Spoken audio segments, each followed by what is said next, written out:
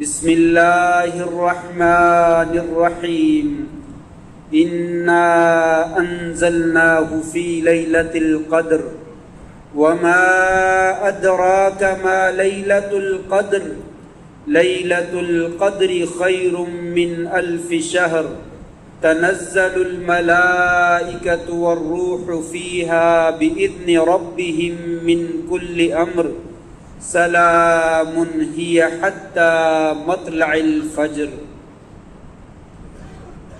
بے شک ہم نے اسے یعنی قرآن مجید کو قدر والی رات میں نازل کیا ہے، اور تجھے کس چیز نے معلوم کروایا ہے کہ قدر والی رات کیا ہے؟ وہ رات 1000 مہینے سے یعنی اس کی عبادت سے زیادہ بہتر ہے، جس میں فرشتے اترتے ہیں اور روح یعنی جبریل امین علیہ السلام بھی اترتے ہیں، اور تیرے پروردگار کے حکم سے یہ سبھی اترتے ہیں۔ اس رات میں سلامتی ہی سلامتی ہوتی ہے یہاں تک کہ فجر جو ہے وہ طلوع ہو جاتی ہے۔ حضرات محترم، بزرگوں، دوستوں، بھائیوں، معززات ماؤں اور بہنوں، اللہ تبارک و تعالیٰ کی رحمت بہت وسیع ہے، اللہ کا فضل بہت زیادہ ہے، اور اللہ تبارک و تعالیٰ کی مغفرت جو ہے یہ بہت عظیم ہے۔ اس کی مغفرت بھی، اس کی رحمت بھی اور اس کا فضل بھی ساری کائنات کو اپنے گھیرے میں لیے ہوئے ہے۔ اللہ کریم اتنے کریم ہیں، اتنے سخی ہیں، اور اتنا زیادہ فضل اور انعام کرنے والے ہیں کہ وہ ایک ایک نیکی کے اوپر انسان کی مغفرت کر دیتا ہے۔ ایک نیکی کرنے پر انسان کو جنت کا داخلہ عطا فرما دیتا ہے، اور ایک نیکی کرنے پر انسان کو جہنم کی آگ سے آزاد فرما دیتا ہے۔ یہ تو محرومی ہے انسان کی کہ اتنی بڑی رحمت ہونے کے باوجود، اتنا بڑا فضل ہونے کے باوجود، اور اتنی زیادہ بخشش اور مغفرت ہونے کے باوجود وہ اللہ تعالیٰ کی رحمت سے مایوس رہتا ہے اور پیچھے رہتا ہے اور محروم رہتا ہے، وگرنہ اس کے خزانے تو کھلے ہوئے ہیں، اور وہ دن رات اپنے خزانے جو ہے وہ منہ کھول کر بوریوں کی طرح، جیسے انسان بوریوں سے چیزیں گراتا ہے، اس طریقے سے اپنی رحمت اور فضل جو ہے وہ لوگوں میں تقسیم کر رہا ہے۔ باوجود اس کے کہ اس کی رحمت اور فضل بہت زیادہ ہے، پھر بھی اس نے اپنے نیک بندوں کے لیے کچھ موسم خیر رکھے، بلکہ مواسم رکھے، سیزن رکھے ہیں جن میں خیر ہی خیر جو ہے وہ نازل ہوتی ہے۔ انہی موسموں میں سے ایک موسم آج کی رات سے جو ہے وہ شروع ہو رہا ہے، جسے عشرہ اخیرہ رمضان المبارک کا کہا جاتا ہے۔ رمضان مبارک کا آخری عشرہ یہ بڑی فضیلت کا باعث ہے، بڑی رحمت کا باعث ہے، بڑی بخشش کا باعث ہے۔ میں نے پہلے بھی ذکر کیا کہ ایک ایک نیکی انسان کے لیے کامیابی کی ضمانت ہے، لیکن یہ مواسم خیر جو اللہ تعالیٰ نے رکھے ہیں یہ اپنے نیک بندوں کے درجے بلند کرنے کے لیے رکھے ہیں، اپنے بندوں کے درجات میں رفعت پیدا کرنے کے لیے اللہ تعالیٰ نے رکھے ہیں۔ آپ جانتے ہیں حدیث پاک میں آتا ہے جنت کے 100 درجے ہیں، جنت کے 100 درجے ہیں، ہر درجے کے درمیان، ایک درجے سے لے کر دوسرے درجے کے درمیان اتنا فاصلہ ہے جیسے آسمان اور زمین کے درمیان فاصلہ ہے، یعنی 500 سال کی مسافت کا فاصلہ۔ ایک درجہ انسان کا بلند ہو جائے تو 500 سال کی مسافت طے کر کے انسان جنت میں اونچا ہو جاتا ہے، اور کسی کے 100 درجے بلند کر دیے گئے ہوں تو اس کا مقام کیا ہوگا؟ یہ مواسم خیر اللہ تبارک و تعالیٰ نے اپنے نیک بندوں کے درجے بلند کرنے کے لیے رکھے۔ پاس ہونے والا امتحان میں پاس تو ہو جاتا ہے، بورڈ کا رزلٹ آتا ہے تو اس میں اعلان ہو جاتا ہے 10,000 امتحان دینے والے بچوں میں سے 9,000 8,000 بچہ پاس ہو گیا، لیکن اس میں سے 2,000 بچوں کا اعلان کیا جاتا ہے کہ انہوں نے فرسٹ ڈویژن لی ہے، اور ان میں سے بھی چھانٹی کر دیے جاتے ہیں کہ یہ 3 بچے ایسے ہیں جنہوں نے بورڈ کو ٹاپ کیا ہے۔ اور ہر آدمی نظر اٹھا کر دیکھتا ہے یہ کون سا لڑکا ہے جس نے بورڈ کے اندر جو ہے وہ پہلی پوزیشن حاصل کی، جس نے دوسری لی ہے اور تیسری لی ہے۔ یہ مواسم خیر انسان کو پوزیشنیں دلواتے ہیں، پہلے نمبر پہ آنے والا کون ہے، دوسرے نمبر پہ آنے والا کون ہے، تیسرے نمبر پہ آنے والا کون ہے، اور کچھ نہیں تو کم از کم ہائی فرسٹ ڈویژن کس نے لی ہے یا فرسٹ ڈویژن جو ہے وہ کس نے لی ہے۔ پاس ہونے والوں کو کوئی نہیں پوچھتا، وہ فلاں بھی پاس ہو گیا، فلاں بھی پاس ہو گیا، ٹھیک ہے ہو گیا، امتحان دینا تھا، پاس ہی ہونا تھا۔ لیکن اصل معاملہ ان لوگوں کا ہے جن کی پوزیشن بنتی ہے۔ تو جو لوگ پوزیشن لینا چاہتے ہیں وہ ان ایام کو اپنے لیے مفید بناتے ہیں اور ان سے خوب فائدہ جو ہے وہ حاصل کرتے ہیں۔ یہ آخری عشرہ اس اعتبار سے بڑی اہمیت کا حامل ہے کہ اس آخری عشرے میں ایک رات ایسی ہے لیلۃ القدر خیر من الف شہر کہ اس کے اندر عبادت کرنا 1000 مہینے کی عبادت سے زیادہ بہتر ہے۔ 83 سال کی عبادت سے زیادہ بہتر ہے۔ بعض اہل علم نے کہا یہاں پہ واقعہ ہی یہ مدت مراد ہے کہ ایک آدمی 83 سال عبادت کر لے اور ایک آدمی لیلۃ القدر کی عبادت کر لے، اللہ تبارک و تعالیٰ اس بندے سے زیادہ اس کو اجر و ثواب عطا فرمائیں گے۔ اور دوسرا معنی اس کا یہ ہے کہ یہ 1000 کا لفظ جو ہے وہ کثرت کے لیے بولا جاتا ہے، وگرنہ یہ تعداد مراد نہیں ہے۔ اس رات کی عبادت کرنا بہت زیادہ افضل ہے اور انسان اس کا تصور نہیں کر سکتا کہ اللہ تبارک و تعالیٰ اس کا اجر و ثواب انسان کو کیا عطا فرمائے۔ لہٰذا اس رات کو تلاش کرنے والے لوگ جو ہے وہ تلاش کرتے ہیں۔ آئیے میں بھی اور آپ بھی اپنا شمار ان لوگوں میں کر لیں جو اس رات کو تلاش کرنے والے اور حاصل کرنے والے بن جائیں، تاکہ اللہ تبارک و تعالیٰ کے مقربین میں شامل ہو جائے، نزدیکی لوگوں میں شامل ہو جائیں، در جنت کے اندر اعلیٰ درجے حاصل کرنے والے لوگوں میں شامل ہو جائیں۔ آپ نے فرمایا مختلف احادیث ہیں، بعض اہل علم کا خیال ہے کہ یہ تاک راتوں میں ہوتی ہے اور 27ویں رات میں ہوتی ہے۔ عام طور پہ لوگوں کا مسجدوں میں رش بھی 27ویں رات میں زیادہ ہو جاتا ہے، لیکن صحیح بات یہ معلوم ہوتی ہے کہ آپ نے فرمایا التمسوها فی وتر من اواخر 10 رمضان کہ لیلۃ القدر کو اگر تلاش کرنا ہے تو رمضان کے آخری 10 دنوں کی جو طاق راتیں ہیں ان میں اس کو تلاش کرو۔ 21ویں رات یعنی آج پہلی رات ہے، 23ویں رات، 25ویں رات، 27ویں رات اور 29ویں رات، یہ 5 راتیں ہیں۔ ان 5 راتوں میں جو ہے اس کو تلاش کرنا چاہیے اور کوشش کرنی چاہیے کہ یہ رات جو ہے وہ ہمیں مل جائے کہ ایک آدمی 83 سال اس کی عبادت کرتا ہے اور ایک آدمی جو ہے وہ ایک رات کی عبادت کرتا ہے۔ فرمایا یہ ایک رات کی عبادت کرنے والا اس سے کہیں زیادہ بہتر ہے۔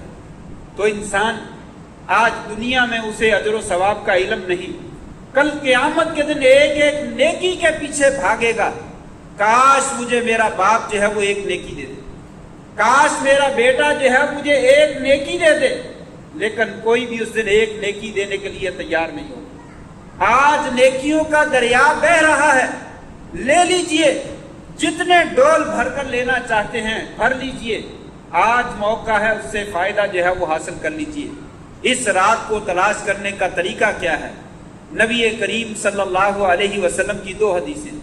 ایک حدیث تو یہ ہے کہ اذا دخل العشر الاواخر کہ جب آخری عشرہ داخل ہو جاتا، شد مئزرہ واحیا لیلہ وَأَيْقَظَ أَهْلَهُ، آپ 3 کام کرتے ہیں۔ جب آخری عشرہ شروع ہو جاتا صرف طاق راتیں نہیں بلکہ پوری کی پوری 10 راتیں آپ کیا کرتے؟ تہ بند مضبوطی سے کس لیتے، اپنے کپڑے مضبوطی سے باندھ لیتے۔ یہ کنایا ہے کہ انسان محنت کرنا چاہتا ہے اور مشقت والا کام کرنا چاہتا ہے۔ جب انسان نے جانور ذبح کرنا ہوتا ہے تو لنگوٹ اچھے طریقے سے کس لیتا ہے، بازو اور آستینیں اوپر چڑھا لیتا ہے کہ ایک محنت والا جو ہے وہ کام کرنا ہے۔ یہ مراد ہے شدّ میزرہ، کہ آپ مکمل تیار ہو جاتے، سارے کام کاج چھوڑ دیتے۔ دوسرا کام یہ کرتے ایقظ اہلہ، اپنے گھر والوں کو بھی جگاتے، اپنے گھر والوں کو بھی تیار کرتے، بیوی بچوں کو تیار کرتے کہ تم بھی اٹھو، اب سونے کا وقت نہیں ہے، اس رات کو جو ہے وہ حاصل کر لو۔ اور تیسرا کام یہ کرتے احیا لیلہ، پوری کی پوری رات جو ہے وہ جاگ کر گزارتے اور اللہ کی عبادت کرتے۔ آپ سے ثابت ہے کہ ساری رات آپ نے عبادت نہیں کی سوائے رمضان کے آخری عشرے کی۔ ساری زندگی رات میں آپ سو بھی لیتے تھے، تہجد بھی پڑھتے، دعا بھی کر لیتے، عبادت بھی کرتے، لیکن جب رمضان کا آخری عشرہ داخل ہو جاتا اس وقت جو ہے وہ آپ ساری رات جاگ کر اللہ تبارک و تعالیٰ کی عبادت کرتے۔ یہ نیکیوں کا سیزن ہے، اور افسوس ہماری تجارت کا بھی یہی سیزن ہے، اور افسوس ہماری شاپنگ کا بھی یہی سیزن ہے۔ ادھر 27ویں رات ہے، ادھر 29ویں رات ہے، اور ادھر جو ہے وہ انسان جوتے خرید رہا ہے اور کپڑے خرید رہا ہے اور پتہ نہیں کیا کیا کام میں مشغول ہے، اور دکانوں والے اپنی دکانیں سجا کر بیٹھے ہوئے ہیں، اور وہ سارا سارا دن بھی جاگتے ہیں اور ساری ساری رات بھی جاگتے ہیں۔ دنیا کا مال اللہ تبارک و تعالیٰ اسے بھی دیتا ہے جس سے محبت کرتا ہے، اور اسے بھی دیتا ہے جس سے محبت نہیں کرتا۔ ایمان والوں کو بھی دیتا ہے، بے ایمانوں کو بھی دے دیتا ہے، لیکن لیلۃ القدر کی خیر جو ہے وہ اللہ تبارک و تعالیٰ بے ایمانوں کو کبھی نہیں دیتا، یہ صرف ایمان والوں کو ملتی ہے۔ خوش نصیب ہیں وہ لوگ جو ان راتوں کے اندر اللہ تبارک و تعالیٰ کو راضی کرنے کی کوشش کرتے ہیں۔ تجارت ساری زندگی ہوتی رہتی ہے، کمائی ساری زندگی ہوتی رہنی ہے، شاپنگ ساری زندگی ختم نہیں ہوتی، موت ہونے تک جاری رہتی ہے۔ لہٰذا یہ چیزیں جو ہے وہ پہلے کر لیجئے یا بعد میں کر لیجئے، ان راتوں کو غنیمت جانیے، اور آپ صلی اللہ علیہ وسلم کی سیرت طیبہ کے مطابق آگے بڑھیے، اور راتوں کو جاگیے، اور راتوں کو جاگ کر صرف گپے نہیں لگانی بلکہ اللہ تبارک و تعالیٰ کی عبادت کیجیے۔ ان دنوں میں خوب جو ہے وہ عبادت کیجیے، اور عبادت کے لیے دوسرا کام یہ ہے کہ یہ رات کیسے تلاش کی جاتی ہے۔ آپ صلی اللہ علیہ وسلم نے ان راتوں میں اعتکاف کو مسنون قرار دیا کہ آخری 10 دنوں جو ہے وہ اعتکاف کرنا چاہیے۔ نبی کریم صلی اللہ علیہ وسلم مدینہ تشریف لے گئے، اور آپ ہر سال اعتکاف کرتے رہے حتیٰ توفاہ اللہ، یہاں تک کہ آپ دنیا سے رخصت ہو۔ آپ نے مدینہ جانے کے بعد کبھی اعتکاف ترک نہیں کیا۔ 1 سال آپ نے اعتکاف بیویوں کی وجہ سے ترک کر دیا، تو پھر اگلے سال آپ نے 20 دنوں کا اعتکاف کیا، یا شوال کے مہینے میں اعتکاف کیا۔ گویا کہ اس کی اہمیت اتنی ہی کافی ہے کہ آپ صلی اللہ علیہ وسلم نے مدینہ جانے کے بعد کسی سال جو ہے وہ اعتکاف ترک نہیں کیا۔ آخری عشرے میں اعتکاف کرنا چاہیے۔ اعتکاف کا مقصد کیا ہے؟ بنیادی مقصد یہی ہے کہ لیلۃ القدر جو ہے وہ مل جائے۔ بنیادی مقصد یہی ہے کہ اس رات کی عبادت مل جائے جس رات کو اللہ تبارک و تعالیٰ نے خیر من الف شہر کہا، اور ساری راتوں میں عبادت کریں، اس لیے کہ چاند آگے پیچھے ہو سکتا ہے، غلطی کا امکان ہو سکتا ہے، لہٰذا صرف طاق راتیں نہیں بلکہ 22ویں رات، 24ویں، 26ویں، 28ویں رات، ان راتوں میں بھی عبادت کرنی چاہیے۔ اور لیلۃ القدر مل جائے تو اس کا مطلب یہ ہے کہ باقی راتیں عبادت نہیں کرنی چاہیے، باقی بھی کرنی چاہیے، اس لیے کہ یہ رمضان کی گھڑیاں بڑی قیمتی ہیں، بڑی عظیم ہیں، انسان کے درجے بہت زیادہ بلند ہوتے ہیں۔ دنیا کی کمائی، انسان جو ہے 250 روپے کا، 300 روپے کا، 500 روپے کا ایک وقت کا کھانا کھاتا ہے، ایک وقت میں اگر 500 روپے کا بھی کھانا کھاتا ہو، فرض کر لیں 1500 روپے کا کھانا کھا لیتا ہے، ایک بندہ 1500 روپے کا کھا لیتا ہے، اور اگر جو ہے وہ پورا مہینہ کھانا کھائے تو 4500 روپے، 4500 روپے، 4500 روپے 5000 روپے لگا لیں، ایک فرد کے کھانے کی مقدار جو ہے وہ 5000 روپے، گھر میں 5 فرد ہیں، 5 باجے 25,000 روپے اس کے لیے کافی۔ کیوں بھائی؟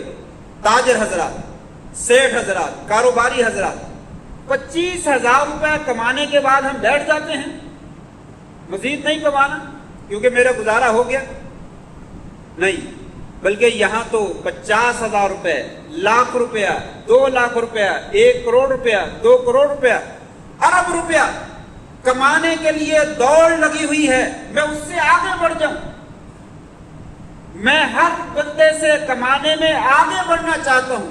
ضرورت کتنی ہے؟ 50,000 روپے۔ 50,000 روپے میں 500 روپے کا کھانا نہیں کھاتا کوئی بندہ، میں نے بہت زیادہ مقدار بتلائی ہے، لیکن 50,000 روپے کمانے کے اوپر کوئی بھی آدمی جو ہے وہ کفایت کرنے کے لیے تیار ہے۔ نیکیاں یہ 2-3 کما لیتا تو انسان کہتا کافی ہے۔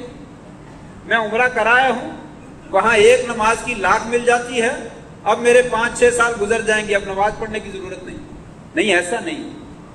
مومن جو ہے وہ اپنی آخرت کو سنبھالتا ہے، دنیا ساری یہیں پہ رہ جانی ہے، یہ دنیا ساری جمع کر کے کل قیامت کے دن ایک نیکی خریدنا چاہے نہیں خرید سکے۔ آج مفت میں نیکیاں تقسیم ہو رہی ہیں، وہ انسان لینے کے لیے تیار نہیں ہے۔ اس لیے یہ طاق راتیں نہیں بلکہ باقی کی 5 راتیں جو ہے وہ بھی اللہ تعالیٰ کی عبادت میں جو ہے وہ گزارنی چاہیے۔ اور اعتکاف، مسائل تو بہت زیادہ ہے، وقت نہیں ہے، لیکن اشارتاً 2-3 باتیں بتلا دوں۔ آج اعتکاف بیٹھنا ہے، اعتکاف بیٹھنے والے حضرات سے گزارش ہے وہ سورج غروب ہونے سے پہلے مسجد میں آ جائیں، اور آج کی افطاری مسجد میں کریں، اور افطاری کر کے پھر مسجد سے باہر نہ نکلیں، پھر اپنی رات مسجد میں گزاریں عبادت کرتے ہوئے، اور کل صبح کو اپنے خیمے والی جگہ میں فجر کی نماز ادا کرنے کے بعد داخل ہو جائیں۔ ایک کام تو یہ ضروری ہے، یہ طریقہ ہے، مسنون طریقہ ہے، اس طریقے سے انسان کا اعتکاف جو ہے وہ مکمل ہو جائے گا۔ دوسری بات، اعتکاف کا معنی سونا نہیں ہے کہ ہمیں جو ہے وہ ساری چیزوں سے اجازت مل گئی، اب جو ہے وہ خیمے کے اندر جا کر جو ہے وہ خراٹے لے کر خوب سوتے رہو۔ اور دوسرا کام کہ لوگ تراویح پڑھیں، قیام اللیل کریں، اور ہم پیچھے خیمے میں بیٹھ کر جو ہے وہ گپے لگائیں، اس کا معنی اعتکاف نہیں ہے۔ اور تیسرا کام کہ موبائل لے کر بیٹھا رہے اور فیس بک اور واٹس ایپ دیکھتا رہے، ایسے بندے کا کوئی اعتکاف نہیں۔ اس اعتکاف کی اللہ تبارک و تعالیٰ کو کوئی ضرورت نہیں۔ اعتکاف کا معنی ہے کٹ جانا، دنیا سے کٹ جائے، لوگوں سے کٹ جائے، کاروبار سے کٹ جائے، موبائل سے کٹ جائے، زندگی سے کٹ جائے، اپنے آپ کو اللہ تبارک و تعالیٰ کے لیے وقف کر، یا اللہ اب میں ہوں یا تو ہے، اب میں صرف اور صرف تیری عبادت کرنے کے لیے اپنے بیوی بچوں کو چھوڑ دیا، کاروبار کو چھوڑ دیا، دوستوں کو لے کے بیٹھ جاؤں، گپے لگاتا رہوں اور سوتا رہوں، یہ اعتکاف کا معنی نہیں ہے۔ اس میں خوب عبادت کیجئے، آپ کا کام تلاوت ہونا چاہیے، نفل ہونے چاہیے، دعا ہونی چاہیے، ذکر و اذکار ہونا چاہیے، بس اس کے علاوہ کوئی کام، یہی کام جو ہے وہ کثرت سے کیجئے، یہ اعتکاف کا معنی ہے۔ اعتکاف کا معنی گپے لگانا اور فضول ٹائم ضائع کرنا نہیں ہے۔ ایسے لوگوں کے اعتکاف کی نہ اللہ کو ضرورت ہے اور نہ دوسرے معتکفین کو تنگ کرنے کی ضرورت ہے، انہیں اپنے گھر چلے جانا چاہیے۔ گپے لگانے گھر بہت موجود ہے، چوکوں میں بیٹھ جائیں، بازاروں میں بیٹھ جائیں، جہاں مرضی بیٹھ جائیں، مسجد جو ہے وہ گپے لگانے کے لیے نہیں اور ٹائم ضائع کرنے کے لیے نہیں۔ تو اعتکاف کی جو روح ہے اس کو جو ہے وہ حاصل کرنے کی جو ہے وہ کوشش کیجیے۔ 2 کام، ان دونوں کاموں کے ذریعے سے انسان جو ہے وہ لیلۃ القدر کو جو ہے وہ حاصل کر سکتا ہے۔ پہلا مسئلہ تو یہی ہے کہ یہ آخری عشرہ، اس میں لیلۃ القدر ہے، اس کو تلاش کیجیے، اور اس کی تلاش کے لیے راتوں کو جاگیے، چاہے گھر میں چاہے مسجد، اور اگر مسجد میں اعتکاف بیٹھ کر ہو جائے تو بہت خوب ہے، اس کے ذریعے سے رات کو تلاش کیجیے اور اللہ تبارک و تعالیٰ کو راضی کر لیجیے۔ دوسرا کرنے کا کام یہ ہے، اللہ تبارک و تعالیٰ نے جو آخری سورت میں نے آپ کے سامنے پڑھی، سورت قدر 30ویں پارے کی، کہ اس لیے ہم نے قرآن مجید کو نازل کیا۔ قرآن مجید کا رمضان کے ساتھ بڑا گہرا تعلق ہے۔ اس کے دو معنی ہیں۔ ایک معنی تو یہ ہے کہ اللہ تعالیٰ نے لوح محفوظ سے آسمان دنیا کے اوپر قرآن مجید پورے کا پورا نازل فرما دیا، اور پھر آسمان دنیا سے تھوڑا تھوڑا کر کے 23 سال کے عرصے میں اللہ تعالیٰ نے قرآن مجید نازل فرمایا۔ دوسرا معنی یہ ہے کہ قرآن مجید کی ابتدا جو ہے، سب سے پہلی وحی جو ہے وہ لیلۃ القدر میں نازل ہوئی۔ اس کی ابتدا جو ہے وہ رمضان کے مہینے میں قدر والی رات میں جو ہے وہ ہوئی ہے۔ اس سے معلوم ہوتا ہے کہ قرآن کا رمضان کے ساتھ اور طاق راتوں کے ساتھ اور لیلۃ القدر کے ساتھ بہت گہرا تعلق ہے، لیکن ہمارا تعلق نہیں ہونا چاہیے۔ کہ ہونا چاہیے، ہمارا تعلق بھی قرآن کے ساتھ رمضان میں خوب ہونا چاہیے۔ قرآن مجید کو پس پشت نہ ڈالیے، قرآن مجید کو لے لیجئے اور پڑھیے، اور کتنا پڑھیے۔ نبی کریم صلی اللہ علیہ وسلم کانا یدارس مع جبریل، یا کانا جبریل یدارس القرآن مع النبی صلی اللہ علیہ وسلم۔ جبریل علیہ السلام اور نبی کریم صلی اللہ علیہ وسلم آپس میں قرآن مجید کا دور کرتے، جبریل پڑھتے، محمد الرسول صلی اللہ علیہ وسلم سنتے، اور آپ صلی اللہ علیہ وسلم پڑھتے اور جبریل سنتے۔ یہ قرآن کا مذاکرہ ہے۔ ایک دوسرے کو سنیے اور سنائیے، پڑھیے اور پڑھائیے، قرآن خوب پڑھیے۔ جس سال آپ کی وفات ہوئی، آپ نے 2 دفعہ مذاکرہ کیا، 2 دفعہ قرآن سنا اور 2 دفعہ سنایا۔ اس شوق کے ساتھ قرآن مجید پڑھیے کہ میں نے قرآن ختم کرنا ہے، 1 ختم کرنا ہے، 2 کرنے ہیں، 3 کرنے ہیں۔ اصل روایت تو یہی ہے کہ 3 دنوں سے پہلے قرآن ختم نہیں کرنا چاہیے، لیکن ایک تابعی ہیں حضرت اسود رحمہ اللہ، وہ فرماتے ہیں، ان کے بارے میں آتا ہے کہ وہ عام دنوں میں، رمضان کی عام راتوں میں 3 راتوں میں جو ہے وہ قرآن مجید ختم کیا کرتے تھے، اور جب آخری عشرہ شروع ہو جاتا تو ہر رات 1 دفعہ قرآن مجید ختم کیا کرتے تھے۔ ہر رات میں 1 دفعہ قرآن ختم کیا کرتے تھے۔ کیوں؟ اس کا جواب اہل علم نے دیا ہے، حالانکہ حدیث میں ہے کہ 3 راتوں سے پہلے قرآن ختم نہیں کرنا چاہیے۔ انہوں نے کہا کہ اس کا مطلب یہ ہے کہ عام حالات میں 3 راتوں سے کم میں ختم نہیں کرنا چاہیے۔ عام حالات میں انسان نے کاروبار بھی کرنا ہے، بیوی بچوں کے حقوق بھی ادا کرنے ہیں، لوگوں کے ساتھ معاملات بھی کرنے ہیں، اس لیے اس کے پاس اتنا وقت نہیں ہوتا، تو 3 راتوں سے کم میں ختم نہ کرے، بلکہ کم از کم 3 راتیں ضرور لگا دیں۔ اور رمضان کی راتیں، اعتکاف والی راتیں، یا مسجد نبوی میں یا بیت اللہ شریف میں، یہ فضیلت کا جگہ ہے اور فضیلت کا وقت ہے۔ ان وقتوں میں شریعت نے منع نہیں کیا، ان میں انسان عبادت کے لیے فارغ ہوتا ہے، لہٰذا 1 رات میں بھی اگر ختم کر لے تو کوئی بڑی بات نہیں، انسان کے لیے جائز ہے۔ لہٰذا فضیلت والی جگہ اور فضیلت والے وقت کا اعتبار کرتے ہوئے اگر کوئی آدمی 1 رات میں بھی قرآن ختم کر لیتا ہے تو انشاءاللہ گنجائش موجود ہے، کرے، نیکیاں ہی نیکیاں۔ کل جب جنت میں درجے بلند ہوں گے اور پیچھے آنے والے لوگ صحابہ کا ساتھ ملتا ہوا نظر آئے گا، نبیوں کا، ولیوں کا ساتھ ملتا ہوا نظر آئے گا، اس وقت کہے گا کاش میرا بھی یہاں پہ مقام ہوتا، لیکن اس وقت کاش کہنے کا کوئی فائدہ نہیں۔ یہ یہاں پہ کاش کہیے، کاش میں بھی ان میں سے ہو جاؤں، اور آئیے اس کے لیے کوشش کریں اور قرآن مجید کے ساتھ اپنا تعلق جوڑیں اور اس کو پڑھیں، بار بار پڑھیں اور اس کو سمجھ کر پڑھیں۔ اصل ہدایت جو ہے وہ قرآن مجید کو سمجھ کر پڑھنے میں ہے، اور پھر سمجھ کر پڑھنے کے بعد اس پر عمل کریں، اس پر عمل بھی کریں۔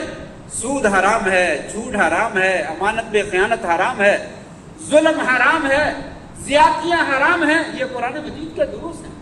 اس کو پڑھیے، آیتوں کو بار بار پڑھیے، ترجمے کے ساتھ پڑھیے، تاکہ دماغ میں، دل میں پیوست ہوتی چلی جائیں کہ میرے اللہ نے مجھے کیا حکم دیا ہے اور میں کیا کر رہا ہوں، مجھے کس بات کا حکم دیا گیا ہے اور میں کیا کر رہا ہوں، میری زندگی کہاں جا رہی ہے۔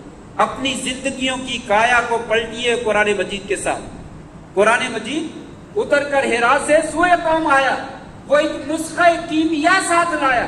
یہ نسخہ کیمیا ہے، اس کے ذریعے سے لوگوں کی، 1 2 بندے کی، معاشروں کی، قوموں کی تقدیریں بدل جاتی ہیں، لیکن ایک ہم ہیں کہ اپنی زندگی قرآن مجید کے ساتھ نہیں بدل سکتے۔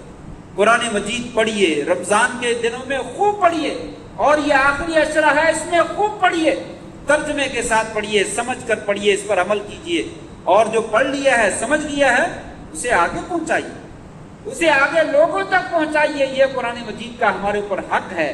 اپنی اولاد کو بتلائیے، اپنی بیویوں کو بتلائیے، اپنے رشتہ دار بہن بھائیوں کو بتلائیے، دوستوں کو بتلائیے، یہ ہمارا فریضہ بنتا ہے۔ یہ دوسرا کام ہے آخری عشرے سے استفادے کا۔ یہ بڑے قیمتی دن ہیں، تاک راتوں کو حاصل کیجئے اور قرآن مجید کے ذریعے سے جو ہے وہ حاصل کیجئے۔ اور تیسرا کام کرنے کا جو ہے وہ بہت ہی مہم ہے، انسان کو چاہیے اپنی زندگی پہ نظر دوڑائے، اپنے سابقہ زندگی کے اوپر نظر دوڑائے، زمانہ جاہلیت کو تلاش کرے، میں کیا کیا کام کرتا رہا، تنہائی میں بیٹھ جائے اور غور کرے، میں نے فلاں دن میں کون سا جرم کیا تھا، وہ اتنا بڑا جرم، اگر میں لوگوں کو بتلاؤں کہ میں نے فلاں وقت میں یہ جرم کیا تھا، میری عزت رہے گی؟ لوگ جو ہے وہ مجھے دیکھنا بھی گوارا نہیں کرے۔ اس گناہ کو یاد کرے، ایک ایک گناہ کو یاد کرے، اور گناہ کو یاد کر کے اللہ تبارک و تعالیٰ سے پکی اور سچی معافی مانگے۔ یہ نور ہے، یہ قرآن مجید نور ہے، یہ راتیں نور کی ہیں، سلام سلام، سلامتی سلامتی ہوتی ہے، فرشتے اترتے ہیں، رحمتیں اور برکتیں اترتی ہیں، لیکن کون لوگ فائدہ اٹھاتے ہیں؟ میں نے شروع میں ذکر کیا تھا، جن کے دل صاف ہوتے ہیں، جن کے دل صاف ہوتے ہیں، جن کے بدن صاف ہوتے ہیں، اپنے جسم کو صاف کیجئے، گناہوں سے پاک کیجئے، اللہ تبارک و تعالیٰ سے پکی اور سچی معافی مانگیے۔ نبی کریم صلی اللہ علیہ وسلم ایک دن میں ایک مجلس میں 70 سے زیادہ مرتبہ بلکہ 100 مرتبہ استغفار کیا کرتے۔ میرا اور آپ کا کیا مقام ہے؟ ہمیں تو بہت استغفار کی ضرورت ہے۔ معافی مانگنا یہ بہت بڑی عبادت ہے، گناہوں سے معافی تو ہے ہی ہے، یہ عبادت بھی بہت بڑی ہے۔ کتنی بڑی عبادت ہے؟ اللہ تبارک و تعالیٰ اس بندے سے زیادہ خوشی کا اظہار فرماتے ہیں جس بندے کو موت اپنے سامنے نظر آتی ہے، سواری بھی گم ہو گئی، کھانا بھی گم ہو گیا، پانی بھی گم ہو گیا، جنگل میں تنہا ہے، پیدل سفر نہیں کر سکتا، پیاس لگی ہوئی ہے، حلق خشک ہے، زبان اور تالو آپس میں ملے ہوئے ہیں، سانس آ نہیں رہا، اٹھ کے کھڑا نہیں ہو سکتا، نہ یہاں پہ کوئی بندہ موجود ہے، نہ کوئی دکان موجود ہے، نہ سواری موجود ہے، اپنے سامنے موت کو دیکھ رہا ہے اور انتظار کر رہا ہے کہ میری موت کب آتی ہے۔ پھر موت آتے آتے اچانک جو ہے اس کی سواری اس کے پاس آ جاتی ہے، اس کا کھانا بھی موجود ہے اور اس کا پانی بھی موجود ہے، وہ پانی پیتا ہے، کھانا کھاتا ہے، سانس میں سانس اور جان میں جان آتی ہے، اور اللہ کا شکر ادا کرتا ہے، اور اتنا خوش ہوتا ہے، اتنا خوش ہوتا ہے، کہتا ہے اللہم انت عبدی وانا ربک، یا اللہ تو میرا بندہ اور میں تیرا رب ہوں، اخطأ من شدت الفرح، اتنا خوش ہوتا ہے کہ خوشی کی وجہ سے زبان لڑکھڑا جاتی ہے اور اپنے آپ کو بندہ ظاہر کرنے کی بجائے اپنے آپ کو رب ظاہر کرتا ہے۔ فرمایا اتنی خوشی، فرمایا اللہ تبارک و تعالیٰ کو اپنے بندے سے جب وہ توبہ کرتا ہے اس سے کہیں زیادہ خوشی ہوتی ہے، اس سے کہیں زیادہ خوش ہوتا ہے، میرا بندہ واپس میرے پاس آ گیا، پھر میری طرف آ گیا، میری بغاوت کی، میری نافرمانی کی، زنا کیا، چوری کی، ڈاکہ مارا، ظلم کیا، نمازیں چھوڑی، جھوٹ بولتا رہا، خیانت کرتا رہا، آج واپس آ گیا، معافی مانگتا ہے۔ فرمایا میں اس بندے پہ بہت زیادہ خوش ہوتا ہوں، اور خوش ہو کر میں اس کو گناہوں سے، اس کے گناہوں کو دھو ڈالتا ہوں، معاف کر دیتا ہوں، اس کی گناہوں کے اوپر معافی کا قلم چلا دیتا ہوں۔ صرف معاف ہی نہیں کرتا بلکہ اس کے گناہوں کو نیکیوں کی شکل میں تبدیل کر دیتا ہوں، جتنے سابقہ گناہ ہوتے ہیں وہ سارے کے سارے نیکیوں میں بدل دیتا ہوں۔ بس شرط یہ ہے کہ سچے دل سے توبہ، سچے دل سے توبہ کرے، اور سچے دل سے توبہ کیا ہوتی ہے؟ پیشانی کے اوپر پسینہ آ جائے، انسان مالک کے سامنے کھڑا ہو، دکاندار فیکٹری کا مالک ہے، اور انسان نے فیکٹری سے چوری کی ہو اور رندے ہاتھوں پکڑا گیا ہو، اب وہ معافی مانگنا چاہتا ہے تو اس کی حالت کیا ہوتی ہے؟ ٹانگیں کانپتی ہے، جسم کانپتا ہے، اور چہرے پہ پیشانی ہے، اور گردن اوپر نہیں اٹھتی ہے، آنکھیں اوپر نہیں اٹھتی ہیں۔ یہ کیفیت دنیا میں جب پیدا ہوتی ہے، یہی کیفیت اللہ کے سامنے پیدا ہے۔ اس کے سامنے جو ہے وہ گڑ گڑا کر معافی مانگو، وہ اپنے گناہوں سے انسان کے گناہوں کو معاف کر دے گا اور نیکیوں میں تبدیل کر دے گا۔ اور ان آنکھوں سے ایک آنسو بہا دو، رو کر دکھا دو، دل سخت ہو گئے ہیں، رونا بھی نہیں آتا ہے اور رونے جیسی شکل بھی نہیں بنائی جاتی۔ دعا مانگتے ہیں تو دعا میں لطف ہی نہیں آتا، کیسے آئے؟ دل تو اللہ تبارک و تعالیٰ سے آشنا نہیں ہے، دل تو کسی اور چیز سے آشنا ہے، وہاں پہ لگا ہوا ہے، جس کی وجہ سے دعا میں عبادت میں لذت نہیں آتی ہے۔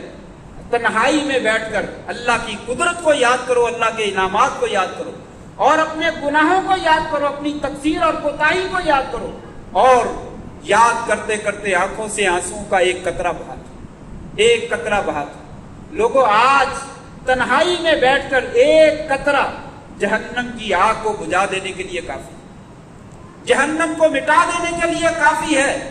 کل قیامت کے دن پوری دنیا کا پانی جمع کر کے جہنم کے اوپر ڈال دینا، وہ جہنم کی آگ کو کوئی فرق نہیں پڑے، وہ نہیں بجھے۔ آج صرف ایک قطرے کی ضرورت ہے، اللہ کو تنہائی میں بیٹھ کر یاد کر کے ایک قطرہ جو ہے وہ آنکھوں سے بہا دیجئے، اللہ تبارک و تعالیٰ جہنم کی آگ کو ٹھنڈا فرما دے۔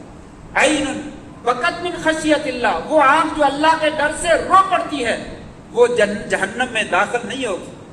جس طریقے سے دودھ جو ہے واپس تھنوں میں کبھی داخل نہیں ہوا، اسی طریقے سے وہ آنکھ جو اللہ کے ڈر سے رو پڑتی ہے وہ کبھی جہنم میں داخل نہیں ہوگی۔ نبی کریم صلی اللہ علیہ وسلم آپ سجدے میں پڑ جاتے، نماز پڑھتے، آپ کے سینے سے ہڈیاں کے ابلنے کی آواز آتی، اس قدر روتے کہ ہڈیاں کے ابلنے کی آواز آتی۔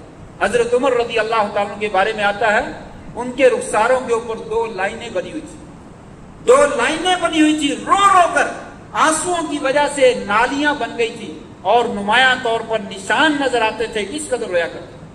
آج ہم سے ایک قطرہ بھی نہیں بہائے گا۔ حضرت عثمان رضی اللہ تعالیٰ عنہ قبر پہ کھڑے ہو جاتے تو رونا شروع کر دیتے، روتے رہتے حتیٰ کہ داڑھی تر ہو جاتی۔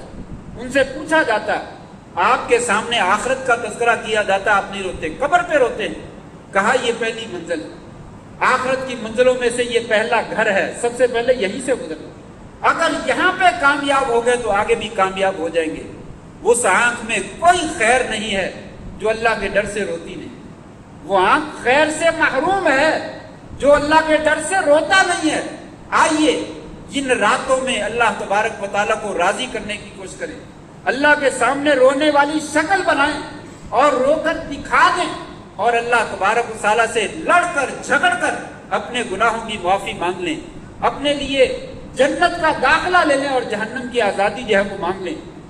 جنت کے جو درجات ہیں ان کا سوال کر لیں، آپ صلی اللہ علیہ وسلم کے ساتھ کا سوال کر لیں، حوض کوثر سے پانی پینے کا سوال کر لیں، اپنے گناہوں کی معافی کا سوال کر لیں، دنیا و آخرت کی خیر کا سوال کر لیں۔ یہ موقع دوبارہ پتہ نہیں ملنا ہے کہ نہیں ملنا۔ یہ آخری عشرہ اللہ تبارک و تعالیٰ کا ہمارے اوپر احسان عظیم ہے، اس احسان عظیم سے فائدہ ہو۔ اب تو محروم نہ رہیے، وہ لوگ تو جو فوت ہو گئے سو فوت ہو گئے، چلے گئے، وہ آج کے آخری عشرے سے محروم رہ گئے، لیکن اللہ تعالیٰ نے ایک دفعہ زندگی میں ہمارے ہاں پھر ہمیں یہ عشرہ دے دیا، اس کی برکتوں سے فائدہ اٹھا لیجیے۔ اللہ سے دعا ہے اللہ تبارک و تعالیٰ یہ آخری عشرہ جو شروع ہو رہا ہے اس کی خیر و برکات سے ہمیں صحیح معنوں میں مستفید ہونے کی توفیق نصیب فرمائے۔ وآخر دعوانا ان الحمد للہ رب العالمین۔